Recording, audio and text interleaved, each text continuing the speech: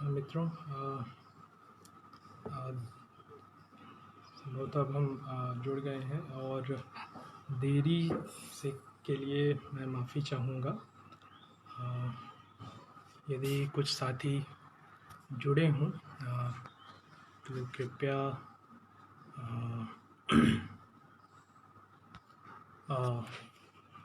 ठीक है। तो आज का जो विषय हमने चुना था वो जनवादी लेखक संघ के साथियों का सबसे पहले तो शुक्रिया अदा करना चाहूँगा मैं कि उन्होंने यह अवसर दिया कि जलेस की जो एक पूरी सीरीज इस समय में चल रही है उसके अंतर्गत अपनी बात रखने का अवसर दिया, उसके लिए शुक्रिया। थोड़ा सा तकनीकी कारणों से थोड़ा सा विलम्ब हुआ, उसके लिए मैं माफ़ी चाहूँगा।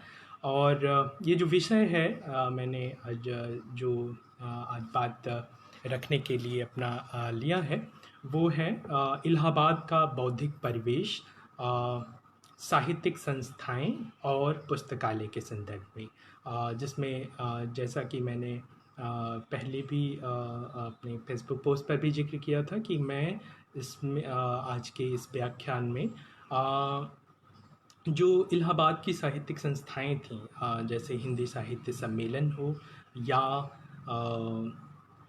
हिंदुस्तानी एकेडमी हो और पुस्तकालय जैसे कि भारती भवन, तो इन पर बात करने की आज हम इस परिचर्चा में इन संस्थाओं और पुस्तकालयों पर बात करेंगे। और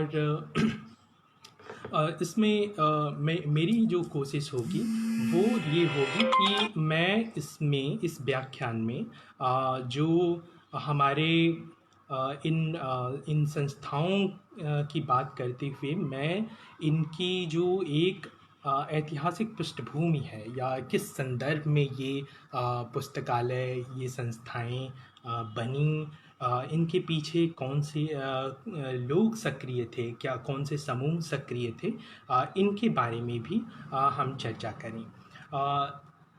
ये चर्चा शुरू करते हुए दोस्तों मैं इतिहासकार ई एच कार का जिक्र करना चाहूँगा।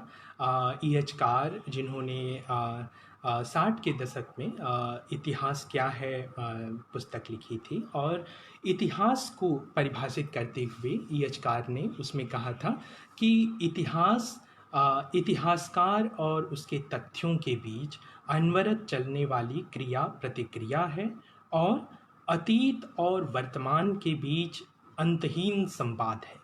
तो अगर हम वर्तमान दृष्टि से या इस वर्तमान जो हमने विषय लिया है उसके संदर्भ में भी बात करें तो ये बिल्कुल साफ हो जाता है कि इतिहास और तथ्यों के बीच एक अनवरत प्रतिक्रिया क्रिया चलती रहती है और उसके साथ साथ अतीत और वर्तमान के बीच एक कभी न खत्म होने वाला संवाद भी चलता रहता है।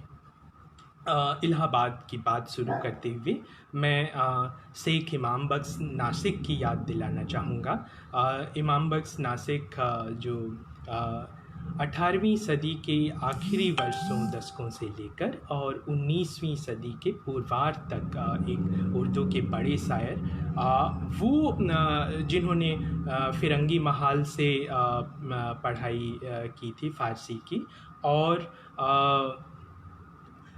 जब वो इलाहाबाद आए और यहाँ पर उन्होंने अपना एक उनका दीवान दफ्तर परेशां करके जो था वो इलाहाबाद में ही तैयार किया इमाम बख्श नासिक ने। और नासिक ने इलाहाबाद के बारे में एक बहुत सुंदर उन्होंने कहा है और वो है कि तीन त्रिबेनी हैं दो आँखें मेरी, तीन त्रिबेनी हैं दो आँखें मेरी, अब इलाहाबाद भी पंजाब है। यानी तीन त्रिबेनी तो पहले से हैं और दो मेरी आँखें हैं और अब इलाहाबाद पंजाब में तब्दील हो गया है। नासिक के बारे में, नासिक बहुत ही दिलचस्प व्यक्तित्व के मालिक थे और किताबों और शायरी की दुनिया के अलावा नासिक कसरत के लिए और अपने खान पान की आदतों के लिए भी जाने जाते थे। और जो मशहूर उर्दू का इतिहास लिखा मोहम्मद हुसैन आज़ाद ने आब हयात में, उस पर लंबा उन्होंने लिखा है इमाम बख्श नासिक के बारे में। और उसके आगे हम बढ़ें, 1838 में नासिक की मृत्यु हुई। और आगे हम बढ़ें तो 1857 का विद्रोह एक महत्वपूर्ण पड़ाव है पूरे उत्तर भारत के इतिहास में, जो एक उसको परिभाषित करता है इतिहास को, या वाटरशेड पीरियड आप चाहें तो कह सकते हैं उसको। और 1857 के विद्रोह के बाद जनवरी 1858 में जब वाइसराय केनिंग इलाहाबाद आए, तो उन्होंने जो पश्चिमोत्तर प्रांत का जो फिर नए सिरे से गठन किया गया, तो उसमें दिल्ली डिवीज़न को निकाल दिया गया और इलाहाबाद अब पश्चिमोत्तर प्रांत का मुख्यालय बन गया। तो यहाँ से अब इलाहाबाद का एक नया पूरा आधुनिक जो इतिहास के संदर्भ में अगर हम बात करें, तो इलाहाबाद के इतिहास में एक नई गतिविधियाँ, नई सक्रियता और हलचल भी शुरू होती दिखाई पड़ती है।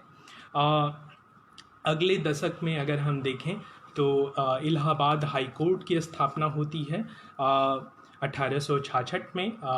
और न्यायालय तो पहले से आगरा में वो काम कर रहा था, लेकिन उसका स्थानांतरण किया गया 1866 में इलाहाबाद हाई कोर्ट। और 4 साल पहले ही 2016 में उसने अपने 150 साल पूरे किए उस न्यायालय ने। और उसके बाद जुडिशरी सर्विस, जो न्यायिक सेवा है, उसकी भी शुरुआत होती है। लेकिन अभी भी अगर मैं यहाँ थोड़ा इतिहास की भी बात करूँ, तो इलाहाबाद उच्च न्यायालय का इतिहास अभी भी नहीं लिखा गया है कोई एक बढ़िया इतिहास। और मेरे जहन में अभिनव चंद्रचूड़ हैं, जिन्होंने बॉम्बे हाई कोर्ट का इतिहास लिखा, जिसकी स्थापना 1862 में हुई थी। तो उस तरीके का जो उनका एन इंडिपेंडेंट कॉलोनियल जुडिशरी, जो अभिनव चंद्रचूड़ की किताब है, उस तरीके की पुस्तक इलाहाबाद हाई कोर्ट को लेकर अभी भी नहीं लिखी गई है। और इसके साथ साथ जो अन्य पूरी प्रशासनिक गतिविधियां हैं, रेवेन्यू सेटलमेंट को लेकर राजस्व बंदोबस्त किया जाता है, और लगभग 10 साल तक 1867 से लेके 77 तक FW पोर्टर जो है इलाहाबाद में राजस्व का बंदोबस्त तैयार करते हैं। ये वही दौर है जब थोड़ा सा विकेंद्रीकरण को लेकर कोशिशें जोर पकड़ती हैं, और उसमें लॉर्ड मेयो से शुरू होकर फिर रिपन के समय थोड़ा, और ये 1880 के समय में ये और कि विकेंद्रीकरण हो, नगर पालिकाओं को थोड़े अधिकार मिलें, तो उसमें जो है म्यूनिसिपैलिटीज़ एक्ट भी बनते हैं। और फिर 20वीं सदी में जो राजस्व बंदोबस्त है वो DL ड्रेकमैन ने जो किया था 1913 से 16 के बीच में, ड्रेक बोर्कमैन ने ये किया था। तो और इसके साथ साथ पूरा जो परिवेश है, ऐतिहासिक परिवेश इलाहाबाद का, जिसमें राजनीतिक गतिविधियां हो रही हैं, प्रशासनिक गतिविधियां हो रही हैं, बैंकिंग का भी एक बड़ा केंद्र था इलाहाबाद बैंक ने भी 150 साल पिछले कुछ वर्षों पहले ही अपने पूरे किए, जिसकी स्थापना 1865 में हुई थी। उससे भी 2 साल पहले बैंक ऑफ इंडिया की स्थापना, उसकी एक शाखा 1863 में इलाहाबाद में बनी थी, और bank of upper India limited की भी स्थापना हुई थी। तो साहित्यिक संस्थाएं या जो पुस्तकालय हैं दोस्तों, वो निर्वात में नहीं पैदा हुए। इसीलिए मैं थोड़ी सी इसके पृष्ठभूमि की चर्चा कर रहा हूँ कि कैसे ये पृष्ठभूमि, उसकी ऐतिहासिक पृष्ठभूमि कैसे तैयार हो रही थी।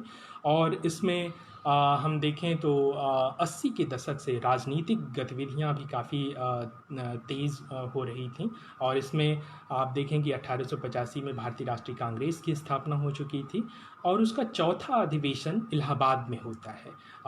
वो भी, ये अधिवेशन, चौथा अधिवेशन इलाहाबाद में उसका होना, ये भी इलाहाबाद, उत्तर भारत की राजनीतिक जो पूरी परिदृश्य है, उसमें इलाहाबाद की केंद्रीय भूमिका को दर्शाता है।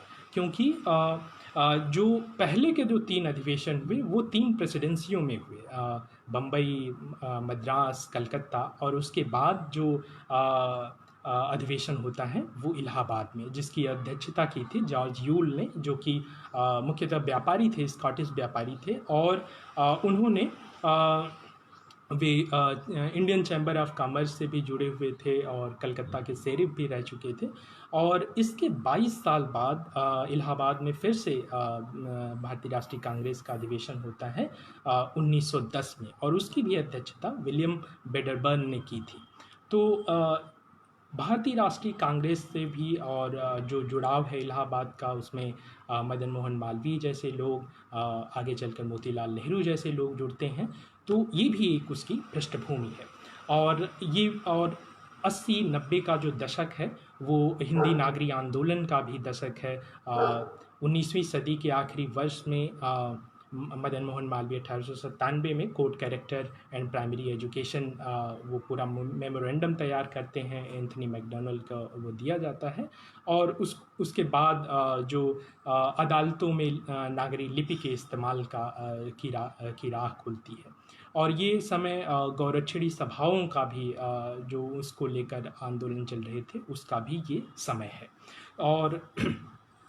और इस पूरे परिदृश्य के बारे में इतिहासकार क्रिस्टोफर बेली की किताब है local routes of Indian politics. उसमें क्रिस्टोफर बेली ने बहुत विस्तार से कि कैसे इलाहाबाद में ये राजनीतिक गतिविधियां हो रही हैं, प्रशासनिक ढांचे में क्या परिवर्तन आ रहा है, सामाजिक संरचना में क्या बदलाव हो रहे हैं, इसके साथ साथ आर्थिक परिस्थितियां कैसी हैं, उसके बारे में क्रिस्टोफर बेली ने बहुत विस्तार से चर्चा की है। इसके साथ अगर हम देखें शिक्षा की ओर हम थोड़ी निगाह डालें तो 60-70 के दशक में ही इलाहाबाद में शैक्षणिक संस्थाओं की भी स्थापना हो रही थी। 1872 में म्योर सेंट्रल कॉलेज की स्थापना हो चुकी थी, जिसका उद्देश्य एक तो ये था कि जो वर्नाकुलर स्कूल्स हैं उनमें उनका प्रबंधन करना, उन पर नियंत्रण करना, और उनकी जो परीक्षाएं होती हैं उनकी देखरेख करना। और म्योर सेंट्रल कॉलेज जो ये कलकत्ता यूनिवर्सिटी से संबद्ध था। और इसके साथ साथ बाद में 1887 में इलाहाबाद यूनिवर्सिटी की स्थापना होती है एक्ट 18 के अंतर्गत 1887 के। और उसमें सर अल्फ्रेड लायल उसका उद्घाटन करते हैं, दीक्षांत समारोह में भाग लेते हैं। लेकिन 1887 से 89 तक 2 सालों तक इलाहाबाद विश्वविद्यालय द्वारा कोई परीक्षा नहीं आयोजित की गई।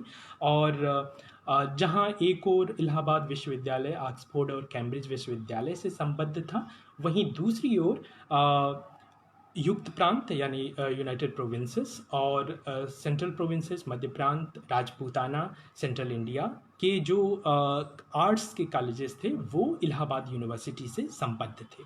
ये वही समय है जब बोर्डिंग हाउसेस का भी इलाहाबाद में यूनिवर्सिटी में और सेंट्रल कॉलेज के इर्द गिर्द बोर्डिंग हाउसेज उभर रहे हैं, जिसमें मैकडॉनल्ड हिंदू बोर्डिंग हाउस था। और ये कई बार ये सामुदायिक या धार्मिक प्रवृत्ति लिए हुए, क्योंकि इनकी फंडिंग जिनके द्वारा होती थी उनकी अपनी, इसमें मोहम्मडन हॉस्टल भी था और ऑक्सफोर्ड और कैम्ब्रिज की जो अपनी आकांक्षाएं दर्शाते हुए ऑक्सफोर्ड और कैम्ब्रिज हॉस्टल भी थे। तो ये एक शैक्षणिक जो माहौल था जिसमें कायस्थ पार्ट्स, और ये एक सरकारी जो पहल पर बने जो सरकारी शिक्षण संस्थान थे। दूसरी ओर समाज के द्वारा, भारतीय समाज के द्वारा या भारतीय लोगों के द्वारा भी ऐसी पहलें की जा रही थी, जिसमें कायस्थ पाठशाला का नाम उल्लेखनीय है जो 1873 में बना, और एंग्लो बंगाली स्कूल था। फिर उसके साथ साथ जो मिशनरियाँ थीं उनके भी अपने स्कूल्स और कॉलेज थे। और बाद में 1902 में आके तो इविंग क्रिश्चियन कॉलेज भी बनता है। तो ये एक पूरा जो शैक्षणिक उसकी पृष्ठभूमि थी, जो 19वीं सदी में जो शैक्षणिक हलचल दिखाई देती है हमें इलाहाबाद में, उसका मैंने थोड़ा सा जिक्र कर दिया। और साक्षरता की अगर बात करें हम तो ये काफ़ी कम थी। और 1901 की जनगणना के अनुसार 7.96% जो है ये पुरुषों की साक्षरता थी, 7.96 या मोटा मोटी आप चाहें तो 8 कह सकते हैं उसको। और महिलाओं की साक्षरता 1% भी नहीं थी, 0.56 फीसदी जो है। तो ये स्थिति थी। और इसमें भी जो कायस्थों के बीच सबसे ज़्यादा साक्षरता थी। कायस्थ पुरुषों में 55% कायस्थ पुरुष साक्षर थे। तो आप 8% जो औसत मतलब पुरुषों की साक्षरता है, और कायस्थ पुरुषों की साक्षरता 55%, लगभग 7 गुने का अंतर है उसमें। तो और ये वो स्थिति को, उस स्थिति को भी ये दर्शाता है जहाँ न्यायपालिकाओं में या जो आधिकारिक जो पूरा ढांचा है उसमें कायस्थों का और कश्मीरी पंडितों का जो प्रभुत्व था, उसका कारण इससे भी पता चलता है कि जो साक्षरता थी और उनका जो पूरी भागीदारी, उनका जो उसमें प्रतिनिधित्व था प्रशासनिक ढांचे में, प्रशासनिक अमले में, ये दोनों अंतर संबंधित भी हैं। और इसके साथ साथ भाषा की बात करते हुए गैजेटियर में कहा गया, उसमें सीधे सीधे लिंग्विस्टिक सर्वे ऑफ इंडिया से लेकर कि ये पूर्वी हिंदी है, यहाँ ज़्यादातर बोलने वाले लोगों की जो भाषा है, और अवधी, पूर्वी हिंदी और अवधी का उसमें जो ईस्टर्न हिंदी और अवधी की बात उसमें कही गई। धार्मिक स्तर पर देखें तो हिंदू और मुस्लिम तो थे ही, हिंदू सब बहुलता में और मुस्लिम उसके बाद। लेकिन उसके साथ साथ और भी धर्मों के मानने वाले लोग थे। ईसाई थे, जैन मतावलंबी थे, बौद्ध थे, आर्य समाजी थे। उन लोगों ने अपने को अलग से आर्य समाजी ही के रूप में उन्होंने दर्शाया। और बौद्धों के साथ साथ पारसी भी थे, सिख भी थे, और एक इकलौता यहूदी भी था। तो और ब्रह्म समाज, 2 ब्रह्म समाजी भी थे 1901 की जनगणना के अनुसार। तो ये काफ़ी मतलब वैविध्यपूर्ण एक बुरी छवि उभर कर सामने आती है जब हम इलाहाबाद 20वीं सदी के आरंभ के इलाहाबाद की बात करते हैं। अगर हम अब थोड़ा सा अपने विषय की ओर मुड़ते हुए अगर हम प्रिंट की दुनिया की ओर जाएं, तो मैं हम मुद्रण संस्कृति की ही बात करूंगा। तो उसमें अगर हम देखें तो अंग्रेज़ी में, उर्दू में और हिंदी में इलाहाबाद में प्रकाशन हो रहे थे, जिसमें कि अंग्रेज़ी में जो पायनियर आप लोग जानते ही होंगे, 1865 में उसका प्रकाशन शुरू हुआ। और पहले तो वो ट्राई वीकली था, और बाद में वो 5 साल बाद वो डेली हुआ। फिर बाद में इलाहाबाद से पायनियर का कार्यालय लखनऊ चला गया। तो पायनियर की बहुत महत्वपूर्ण उपस्थिति थी। उसके साथ साथ हिंदुस्तान रिव्यू, जिसको बाद में कायस्थ समाचार भी कहा जाने लगा, जिसको मुंशी दुर्गा प्रसाद वो प्रकाशित करते थे, ये एक बड़ा समाचार पत्र था। और 1200 इसके जो प्रतियां प्रकाशित होती थी हर में जो है। इसके साथ साथ कुछ और भी अंग्रेजी पत्र थे, जैसे कोचरेन था, और जो कि एस बी सर्वाधिकारी प्रकाशित किया करते थे। और सिटीजन था, इंडियन पीपल था, जो कि महबूब अली खान प्रकाशित किया करते थे। ये 1902-3 के प्रकाशन हैं, जिसमें अंग्रेजी के पायनियर हो गया। और कुछ ऐसे पत्र भी थे जैसे इंडियन हेराल्ड, ये 1881 में निकला, लेकिन कुछ समय बाद ये बंद हो गया। तो जो प्रमुख समाचार पत्रों में अगर हम देखें अंग्रेजी के, जो इलाहाबाद से छपते थे 1902-3 में, तो उसमें कायस्थ समाचार था, और सिटीजन था, इंडियन पीपल था, कोचरेन था। और बाद में अगर हम जाएंगे तो जैसे मालवीय जी ने शुरू किया, द लीडर था, मोतीलाल नेहरू ने शुरू किया इंडिपेंडेंट। तो इस तरीके की ये बाद में आए। उर्दू की अगर हम बात करें तो एक महत्वपूर्ण जो यहाँ से पत्रिका निकलती थी इलाहाबाद से, वो थी अल इस्लाम। ये एक मजहबी पत्रिका थी जो हकीम अहमद हुसैन इसको प्रकाशित किया करते थे। दूसरी जो पत्रिका थी वो थी हमदर्द, जो जमाल अहमद प्रकाशित किया करते थे। और तीसरी पत्रिका थी रोज़नामचा-ए कैसरी, जो कि मोहम्मद मोहसिन प्रकाशित किया करते थे। तो ये 3 उर्दू के पत्र थे, रोज़नामचा-ए कैसरी, अल इस्लाम और हमदर्द। बाद में हम अगर उर्दू के पत्रों की बात करें तो स्वराज्य नाम का उर्दू का एक पत्र भी इलाहाबाद से निकला, शांति नारायण जी निकाला करते थे उसको। और स्वराज्य का इतिहास ये रहा दोस्तों कि स्वराज्य के 8 संपादक जेल गए जो है, और एक साल से ही मुश्किल से छपा वो, 1-2 साल। और उसमें और ये वही समय है जब प्रेस की स्वतंत्रता को कुचले जाने की पूरी प्रक्रिया चल रही थी, जिसमें प्रेस अधिनियम 1910 का, जो कि बहुत ही एक तरीके से प्रेस की स्वतंत्रता पर बहुत दमनात्मक कार्रवाइयाँ उसके अंतर्गत की गई। और समीर भाई जुड़े हुए हैं, और तो यहाँ हिंदी प्रदीप का भी जिक्र हो ही जाना चाहिए कि 1910 में उसी प्रेस एक्ट के कारण बालकृष्ण भट्ट जी द्वारा जो 1877 से हिंदी प्रदीप निकाला जा रहा था वो बंद हो गया। तो हिंदी की पत्र-पत्रिकाओं की ओर रुख करें तो जैसा कि मैंने ज़िक्र किया, बालकृष्ण भट्ट जी की हिंदी प्रदीप निकला करती थी। समीर पाठक जी ने बहुत सुंदर काम किया है, और बालकृष्ण भट्ट जी की पूरी जो लेखों का, उनकी रचनाओं का उन्होंने संकलन प्रकाशित किया है। तो बालकृष्ण भट्ट जी का हिंदी प्रदीप सरस्वती इंडियन प्रेस से निकला करता था, और श्याम सुंदर दास, महावीर प्रसाद द्विवेदी, पद्मलाल पुन्नालाल बख्शी और श्री नारायण चतुर्वेदी जैसे लोग संपादक रहे सरस्वती के। और नाट्यपत्र एक देवकीनंदन जी निकाला करते थे, ये भी एक पत्र था। और प्रयाग समाचार एक और पत्र था जो जिसके लगभग 500 प्रतियां प्रकाशित हुआ करती थी। और बाद में हम देखें तो मालवीय जी का अभ्युदय जो मालवीय जी ने निकाला, फिर सुंदरलाल जी ने कर्मयोगी और भविष्य निकाला, और मर्यादा जिसमें कि पुरुषोत्तम दास टंडन भी अभ्युदय से जुड़े रहे। बाद में कृष्णकांत मालवीय जी अभ्युदय और मर्यादा के संपादक रहे। तो ये और इसके साथ साथ चूँकि कानून का पूरा प्रभाव था, तो इलाहाबाद लॉ जर्नल भी था, जो कि सीधे सीधे वो समरी जो फैसले होते थे इलाहाबाद हाई कोर्ट के, जो निर्णय के फैसले निर्णयों के जो सारांश होते थे, वो इलाहाबाद लॉ जर्नल में प्रकाशित होते थे। छात्रों की एक पत्रिका थी स्टूडेंट्स वर्ल्ड, हालांकि मुझे ये पत्रिका अभी मिली नहीं है कहीं पे, लेकिन अगर इलाहाबाद यूनिवर्सिटी का सामाजिक इतिहास लिखना हो तो वो पत्रिका एक ज़रूरी पत्रिका हो सकती है।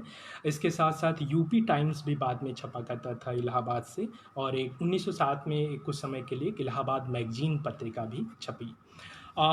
संस्थाओं की हम बात करें तो हिंदी साहित्य सम्मेलन से मैं बात शुरू करना चाहूँगा, साहित्यिक संस्थाओं की बात करते हुए। हिंदी साहित्य सम्मेलन की स्थापना 1910 में बनारस में हुई थी। इसका जो पहला अधिवेशन हुआ था, मदन मोहन मालवीय ने उसकी अध्यक्षता की थी। काशी नागरी प्रचारणी सभा के तत्वाधान में हिंदी साहित्य सम्मेलन की स्थापना हुई। और श्याम सुंदर दास जी अपने आत्मकथा में लिखते हैं कि ये उन लोगों की जो सोच थी कि इंटरनेशनल ओरिएंटलिस्ट कांग्रेस के तर्ज पे वो एक संस्था बनाना चाहते थे, जो हिंदी के साहित्यकारों को, लेखकों को, विद्वानों को एक मंच दे, जहाँ से वो विचार विमर्श कर सकें, संवाद कर सकें, साहित्य से जुड़े प्रश्नों पर, ज्ञान विज्ञान से जुड़े प्रश्नों पर बात कर सकें। और इंटरनेशनल ओरिएंटलिस्ट कांग्रेस जो है वो 1873 में पेरिस में शुरू हुई थी। तो वो काफ़ी उसकी प्रोसीडिंग्स वगैरह भारत में पढ़ी जाती थी, खासकर जो लोग ओरिएंटलिज्म और भारत विद्या में रुचि रखते थे, इंडोलॉजी में, उनके बीच वो काफ़ी लोकप्रिय थी इंटरनेशनल ओरिएंटलिस्ट कांग्रेस की प्रोसीडिंग्स। तो उसके प्रतिरूप पर, उसके पैटर्न पर हिंदी साहित्य सम्मेलन की स्थापना हुई। और अगले ही वर्ष वो हिंदी साहित्य सम्मेलन का कार्यालय जो है वो इलाहाबाद चला गया, और टंडन जी उसके प्रधानमंत्री रहे। और फिर तो सम्मेलन ने वार्षिक अधिवेशनों की एक पूरी श्रृंखला शुरू की, जो देश के कोने कोने में ये सम्मेलन हुए। सम्मेलन के वार्षिक अधिवेशन 1910 से लेकर 1950 तक, जिसमें आप अगर उसका भौगोलिक विस्तार देखें तो वो कलकत्ता से लेकर कराची तक, और उत्तर से दक्षिण के क्रम में अगर आप देखें तो शिमला से लेकर मद्रास तक ये अधिवेशन हुई। कराची वाला जो अधिवेशन है वो 1946 में हुआ था। और पूरा अगर आप दक्षिण से शुरू करें तो मद्रास, हैदराबाद, फिर अगर पश्चिम भारत की ओर रुख करें तो बम्बई, पुणे, नागपुर, मध्य भारत में इंदौर, जबलपुर, राजपूताना के राज्यों में भरतपुर, जयपुर, ग्वालियर, उदयपुर यहाँ हुए। उत्तर भारत में अगर हम बात करें यूपी में इलाहाबाद, बनारस तो थे ही, उनके साथ साथ गोरखपुर, झांसी, कानपुर, मेरठ, वृंदावन, यहाँ भी सम्मेलन के अधिवेशन हुए। बिहार में मुजफ्फरपुर, भागलपुर, पटना में अधिवेशन हुए, कलकत्ता में तो हुआ ही। और उत्तर की ओर बढ़ें तो देहरादून में और हरिद्वार में, शिमला में अधिवेशन हुए, पंजाब में अबोहर में, लाहौर में और कराची में। इतना पूरा भौगोलिक विस्तार था सम्मेलन के वार्षिक अधिवेशनों का। और सभापतियों की अगर हम बात करें तो इसमें श्रीधर पाठक, बद्री नारायण चौधरी, प्रेमघन, पंडित रामावतार शर्मा, गणेश शंकर विद्यार्थी जैसे लोग, राहुल सांकृत्यायन, चंद्रबली पांडे, जगन्नाथ दास रत्नाकर, श्याम बिहारी मिश्र जैसे लोग, अंबिका प्रसाद वाजपेयी जैसे संपादक, अमरनाथ झा, और इन लोगों के साथ साथ जो राजनीतिक व्यक्तित्व थे, पुरुषोत्तम दास टंडन, मदन मोहन मालवीय, स्वामी श्रद्धानंद, महात्मा गांधी, डॉक्टर राजेंद्र प्रसाद, ये लोग भी सम्मेलन के सभापति रहे। और सम्मेलन की गतिविधियों को अगर हम देखें तो ये सिर्फ भाषा तक या साहित्य तक सीमित नहीं है, बल्कि आप अगर 30 के दशक में देखें सम्मेलन के अधिवेशनों को तो उसमें इतिहास परिषद का आयोजन हो रहा है, उसमें समाजशास्त्र परिषद का आयोजन हो रहा है, वहाँ विज्ञान परिषद का भी आयोजन हो रहा है। तो जिसमें गौरीशंकर हीराचंद ओझा जैसे इतिहासकार, काशी प्रसाद जायसवाल, जयचंद विद्यालंकार जो भगत सिंह के गुरु भी रहे थे डीएवी कॉलेज में, वासुदेव शरण अग्रवाल जैसे लोग इस सम्मेलन की गतिविधियों से जुड़ते हैं। और अग्रवाल जी तो, वासुदेव शरण अग्रवाल का तो जनपदीय आंदोलन से बहुत गहरा जुड़ाव भी रहा था।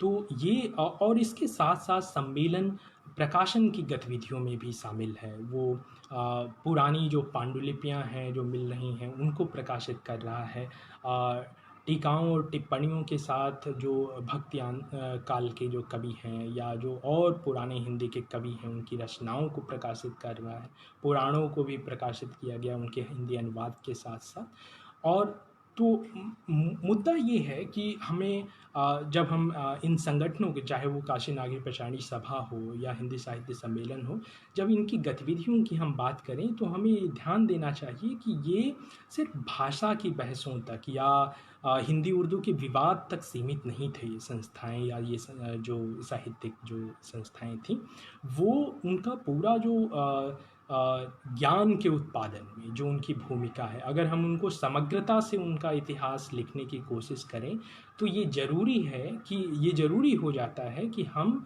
उनकी जो पूरी इस ज्ञान उत्पादन की इस पूरी प्रक्रिया में जो उनकी भूमिका है, उसमें उन्होंने जो महती भूमिका अदा की है, उसको भी हमें एक इतिहास के विद्यार्थी के रूप में, साहित्य के विद्यार्थी के रूप में उसकी नोटिस हमें लेनी चाहिए।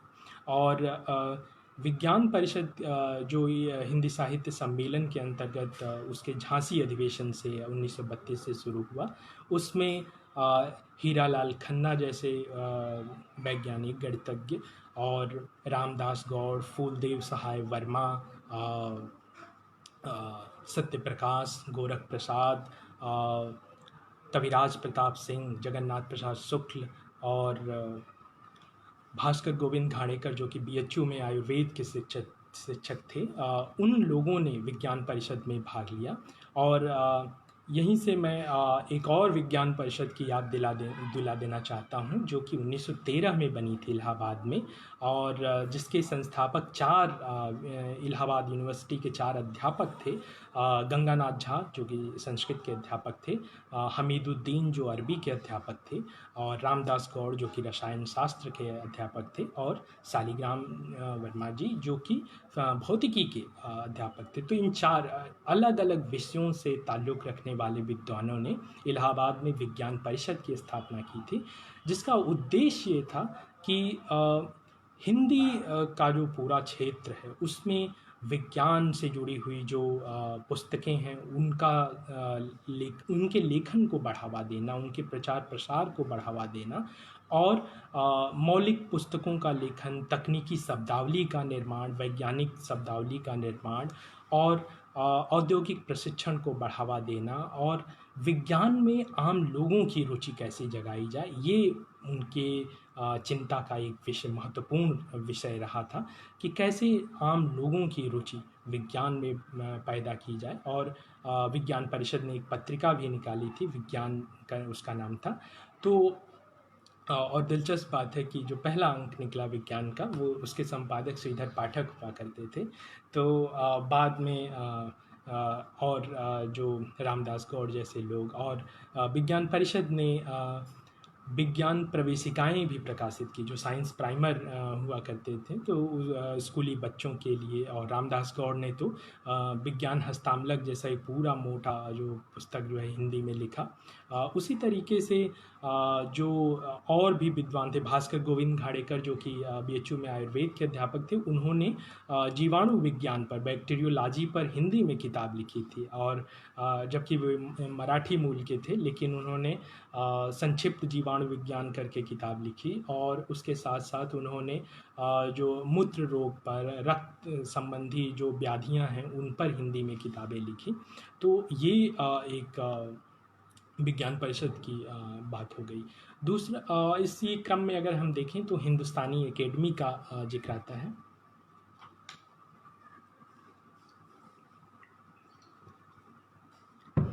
हिंदुस्तानी एकेडमी की स्थापना का जो सुझाव था, वो युक्त प्रांत की विधान परिषद में ये सुझाव दिया गया, जिसमें हाफिज़ हिदायत हुसैन और यज्ञ नारायण उपाध्याय ने पहले ये कहा कि हिंदी और उर्दू में मौलिक किताबों और अनुवादों के प्रकाशन संपादन के लिए सरकार को अनुदान देना चाहिए, आर्थिक अनुदान देना चाहिए, और ताकि उसको बढ़ावा मिल सके। और ये हाफिज़ हिदायत हुसैन ही थे जिन्होंने उस संस्था का नाम प्रस्तावित किया कि ये हिंदुस्तानी एकेडमी नाम की एक संस्था बनाई जानी चाहिए। और उस समय जो गवर्नर थे, लेफ्टिनेंट गवर्नर विलियम मैरिस, उन्होंने, और जो शिक्षा सचिव थे राजेश्वर बली, उन लोगों ने अंततः अनुदान देने की बात स्वीकार की। लेकिन ध्यान देने की बात है कि हाफिज़ हिदायत हुसैन और यज्ञ नारायण जी ने 2 लाख रुपए का अनुदान मांगा था, लेकिन जो यूपी की सरकार है, उसने सिर्फ 25,000 रुपये अनुदान में दिए। तो वो स्थिति अभी भी जारी है, जिसमें ज्ञान विज्ञान के क्षेत्र के लिए सरकार के पास पैसा बचता नहीं है।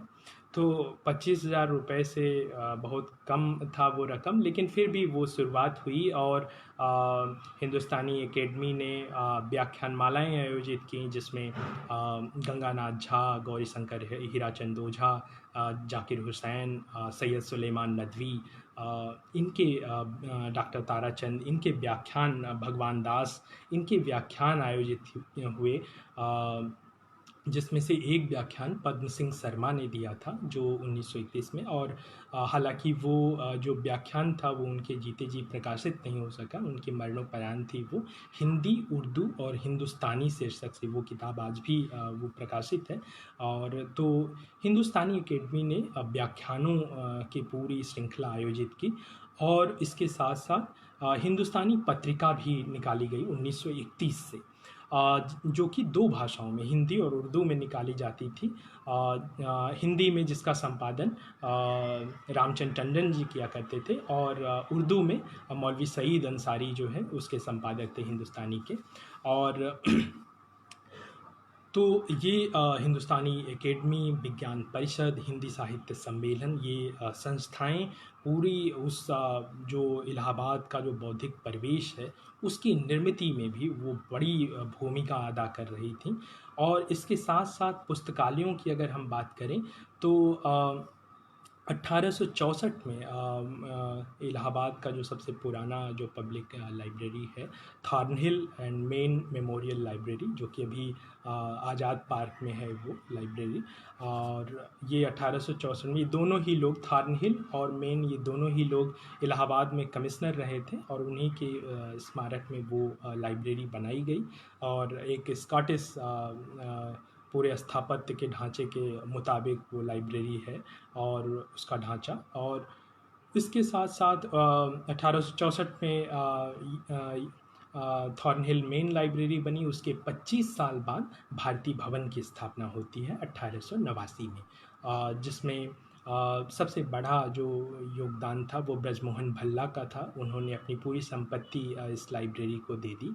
और लाइब्रेरी के लिए अनुदान मांगने और उसके लिए सहयोग जुटाने में बालकृष्ण भट्ट जी और उनकी पत्रिका हिंदी प्रदीप, मदन मोहन मालवीय, इनका भी बहुत बड़ा योगदान रहा।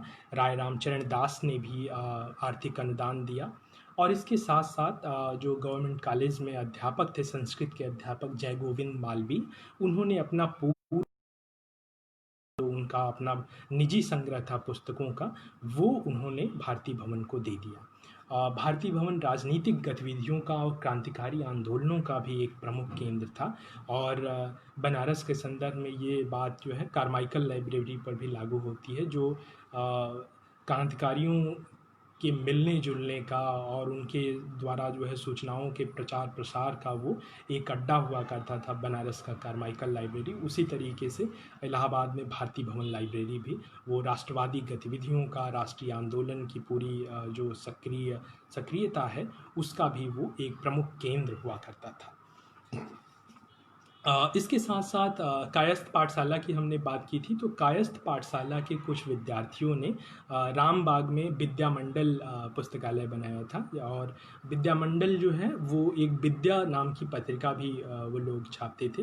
ये 1916 में बनाया गया था।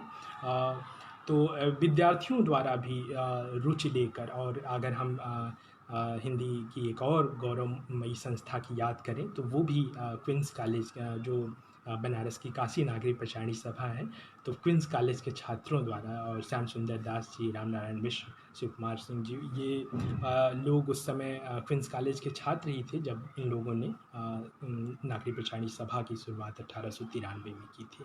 तो छात्र भी पुस्तकालयों की स्थापना में एक बहुत बड़ी भूमिका अदा कर रहे थे। और इसके साथ साथ जो मौजूदा स्थिति की भी मैं थोड़ी सी बात ज़रूर कर देना चाहूँगा, क्योंकि नागरी प्रचारणी सभा जो लोग गए होंगे, अभी की जो स्थिति है वो बहुत दयनीय स्थिति है। उसी तरीके से भारतीय भवन की भी स्थिति बहुत खस्ता हाल है। हिंदी साहित्य सम्मेलन की स्थिति अपेक्षतया थोड़ी बेहतर है, क्योंकि 1962 में वो इंस्टीट्यूशन ऑफ नेशनल इम्पॉर्टेंस का उसको दर्जा दिया गया था। उसके बाद भी बहुत बेहतर नहीं कही जा सकती, लेकिन फिर भी अगर आप उसकी तुलना नागरिक प्रचारणी सभा से कर लें तो उससे कहीं बेहतर है। और हिंदुस्तानी एकेडमी में अभी रिनोवेशन का काम चल रहा है और उम्मीद की जानी चाहिए कि वो बेहतर हो सकेगा।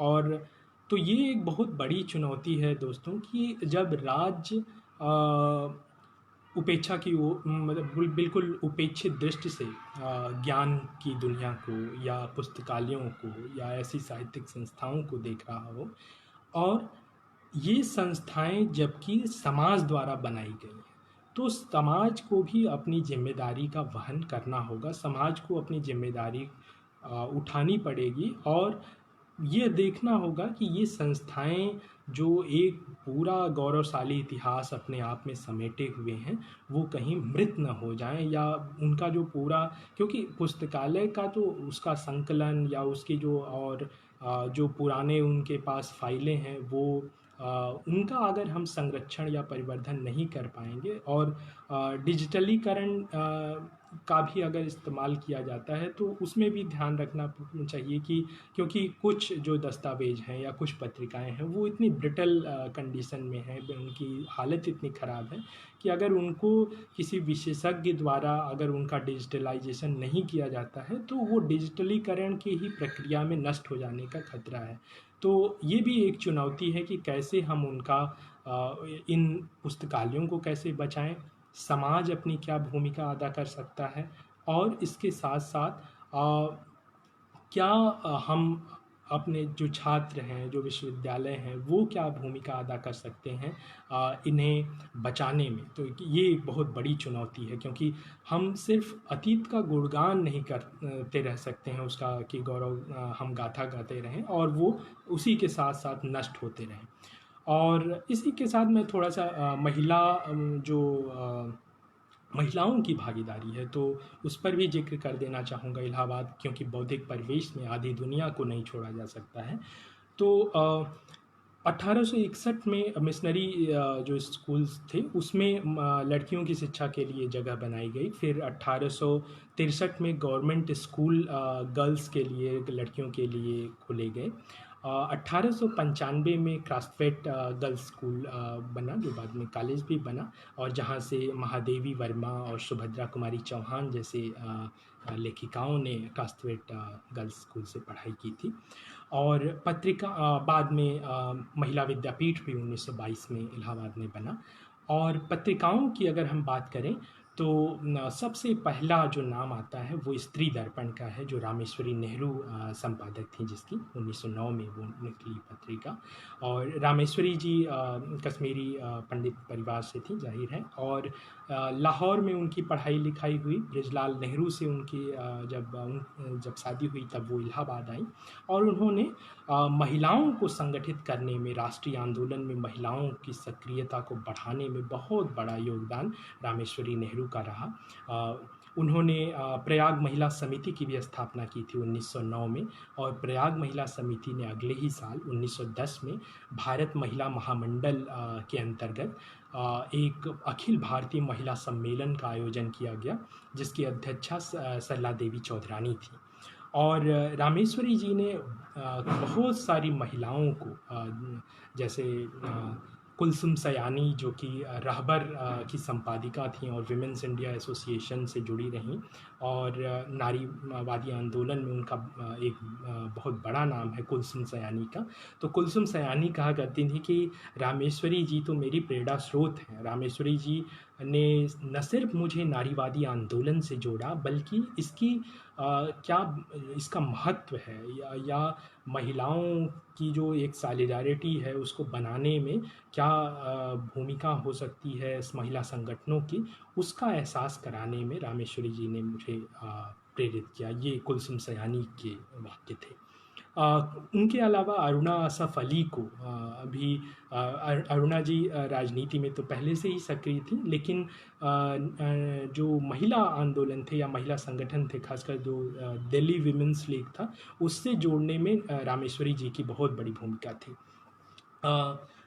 जो स्त्री दर्पण के साथ साथ एक पूरक के रूप में लड़कियों के लिए एक पत्रिका निकलती थी, कुमारी दर्पण, जिसका संपादन जो है नेहरू परिवार की ही एक बालिका रूप कुमारी नेहरू किया करती थी। उसी वर्ष 1909 में ही गृहलक्ष्मी का प्रकाशन शुरू हुआ, जो कि पंडित सुदर्शनाचार्य और श्रीमती गोपाल देवी उसके संपादक थे। बाद के दशकों में चांद जैसी पत्रिका आती है, रामरख सिंह सहगल और विद्यावती जी, बाद में महादेवी जी भी संपादक बनती हैं उसकी। तो चांद एक अलग वो लकीर खींच देती है, और ख़ासकर महिला पत्रिकाओं की दुनिया में चांद एक बहुत बड़ा नाम बनकर उभरती है। और कन्या मनोरंजन एक और पत्रिका थी जो कि पंडित ओमकारनाथ वाजपेयी निकाला करते थे, वो भी बालिकाओं के लिए ही समर्पित पत्रिका थी। और इसके साथ साथ अगर हम देखें दोस्तों तो प्रेस भी, गवर्नमेंट प्रेस तो था ही, जो कि सरकारी विज्ञप्तियों, सरकारी शासनादेशों, गैजेटियर्स का प्रकाशन किया करता था, जितने भी सरकारी दस्तावेज होते थे। उसके साथ साथ इंडियन प्रेस भी था। 1884 में बाबू चिंतामणि घोष ने इंडियन प्रेस की स्थापना की थी। और इंडियन प्रेस ने रविन्द्रनाथ टैगोर के साहित्य को अंग्रेजी, बांग्ला और हिंदी में प्रकाशित करने का बहुत बड़ा काम किया था इंडियन प्रेस ने। और उसके साथ साथ इंडियन प्रेस, सरस्वती पत्रिका का मैंने जिक्र किया ही था। तो प्रकाशन की दुनिया में इंडियन प्रेस बहुत बड़ा नाम था। लेकिन अभी भी इतिहास के अगर हम बात करें तो इंडियन प्रेस के इतिहास पर बहुत कम काम किया गया है। और मुश्ताक अली जी ने ज़रूर इलाहाबाद विश्वविद्यालय में उन्होंने 1989 में एक पीएचडी की थी, जिसमें उन्होंने हिंदी साहित्य के इतिहास में इलाहाबाद की देन इंडियन प्रेस के विशिष्ट संदर्भ में वो उनकी पीएचडी थी। लेकिन मैं जो जिस तरीके की किताब की कल्पना करता हूँ, जैसा उलराइक स्टार्क ने लिखा नवल किशोर प्रेस पे एम्पायर ऑफ बुक्स, मतलब वो किताब पूरे नवल किशोर प्रेस की क्या भूमिका थी 19वीं सदी के उत्तरार्ध में मुद्रण की पूरी दुनिया में, प्रिंटिंग कल्चर को उसके निर्माण में और पूरे जो पुस्तकों के, चाहे वो दास्तान अमीर हमजा हो या जो इस तरीके की और जो पुस्तकें थी, और ओरल और प्रिंट के बीच जो ट्रांजिशन हो रहा था, मौखिक और मुद्रण संस्कृति के बीच जो एक संचरण हो रहा था, उसमें नवल किशोर प्रेस ने कितनी बड़ी भूमिका अदा की थी, वो उलराइक स्टार्क ने जिस तरीके से लिखा है उस तरीके से इंडियन प्रेस पर काम नहीं किया गया। और इंडियन प्रेस भी जो साथी गए होंगे उसकी भी हालत बहुत बुरी है। और लगभग उनके पास मतलब जो भी पुस्तकें हैं वो उनको दीमक चाट रहे हैं, उनकी हालत बहुत ही खस्ता है। तो और मतलब चिंतामणि घोष ने अपने बूते जो एक पूरा ये प्रकाशन संस्थान जो इंडियन प्रेस खड़ा किया, जो इलाहाबाद की एक समय पहचान भी रहा, तो वो आज वो भी एक पतन की ओर और हमारे देखते देखते वो छीड़ होने के कगार पर है। शहरों की अगर हम बात करें तो शहरों की निर्मिति में साहित्य की क्या भूमिका होती है, वसुधा जी ने अभी 2 बरस पहले ही उनकी पुस्तक आई है फिक्सन एज हिस्ट्री करके, जिसमें उन्होंने fiction as history novels and city in modern north India, तो उसमें उन्होंने इलाहाबाद, बनारस, लखनऊ, आगरा, दिल्ली और लाहौर जैसे इन 6 शहरों के इतिहास को उन्होंने साहित्य के नज़रिए से देखने की कोशिश की है, और उपन्यासों की और नज़रिए से, उनकी दृष्टि से। और उसमें उन्होंने जिन उपन्यासकारों को चुना है उसमें प्रेमचंद हैं, परीक्षा गुरु लिखने वाले श्रीनिवास दास हैं, अज्ञेय हैं, जैनेंद्र हैं, धर्मवीर भारती हैं, मोहन राकेश हैं। तो इनके जरिए वो साहित्य किस तरीके से शहर की अस्मिता के निर्माण में, शहर की पहचान के निर्माण में भूमिका अदा करता है, उसके बारे में उन्होंने बहुत विस्तार से, बहुत सुंदर तरीके से लिखा है।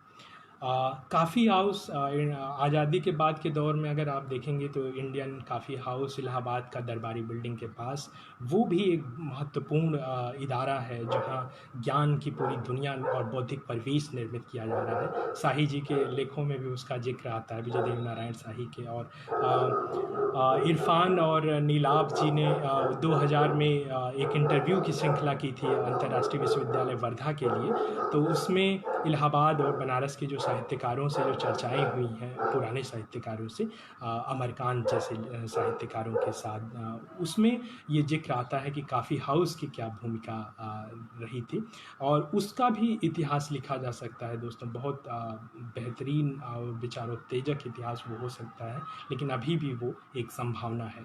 मुझे दीपेश चक्रवर्ती की याद आती है, जिन्होंने बंगाल के संदर्भ में अड्डेबाजी का इतिहास लिखा है कि अड्डा अ हिस्ट्री ऑफ सोशियलिटी, की मतलब सामाजिकता के निर्माण में अड्डों का क्या भूमिका थी, ये अड्डे किस तरीके से सामाजिक अस्मिता के निर्माण में औपनिवेशिक दौर में क्या भूमिका अदा कर रहे थे, चाहे वो साहित्यिक गतिविधियाँ हों, सृजन की और भी गतिविधियाँ हों, राजनीतिक गतिविधियाँ हों, उसमें अड्डों की क्या भूमिका थी। तो उसी तरीके से हम उत्तर भारत में काफ़ी हाउस की भूमिका पर भी इतिहास उसका लिखा जा सकता है, लेकिन अभी भी वो एक संभावना है। और इस व्याख्यान का अंत करते हुए मैंने व्याख्यान शुरू किया था यचकार से कि इतिहास इतिहासकार और उसके तथ्यों के बीच क्रिया प्रतिक्रिया की एक अनवरत श्रृंखला है और अतीत और वर्तमान के बीच चलने वाला अंतहीन संवाद है। और यहाँ मैं अपनी बात जो ख़त्म करते हुए लाल बहादुर वर्मा के इतिहास बोध और इतिहास के बारे में जो लाल बहादुर सर लिखते हैं, तो उसमें उन्होंने अतीत ग्रस्तता और इतिहास बोध के बीच फ़र्क किया है। इतिहास बोध वो है जो परंपरा, प्रगति और परिवर्तन का समर्थक है, परिवर्तन का हामी है, जो परंपरा से सीख लेता है, अतीत से सीख लेता है और कल के यथार्थ को देखते हुए आज के यथार्थ का उत्तराधिकारी बनता है। ये बातें उन्होंने कही हैं। और अतीतग्रस्तता या एक नॉस्टैल्जिया में हम नहीं उसको वो नकारते हैं कि अतीतग्रस्तता वो है जहाँ आप रूढ़ियों से जकड़े हुए हैं, आप यथास्थिति के समर्थक हैं, चाहे वो स्थिति कितनी भी भयावह, कितनी भी चिंताजनक क्यों ना हो। तो उसकी जगह, अतीतग्रस्तता की जगह इतिहास बोध का ये समय है कि हम अतीत से सीख लें और अपनी जो अतीत की विरासत है उसको भी सँजोएं, उसको संवर्धित करें और नए नए माध्यमों से हम उसको और आगे बढ़ाएं उस परंपरा को। तो शुक्रिया दोस्तों, आप लोगों ने सुना। आप सभी का बहुत बहुत शुक्रिया। जनवादी लेखक संघ का भी बहुत बहुत आभारी हूँ मैं। धन्यवाद।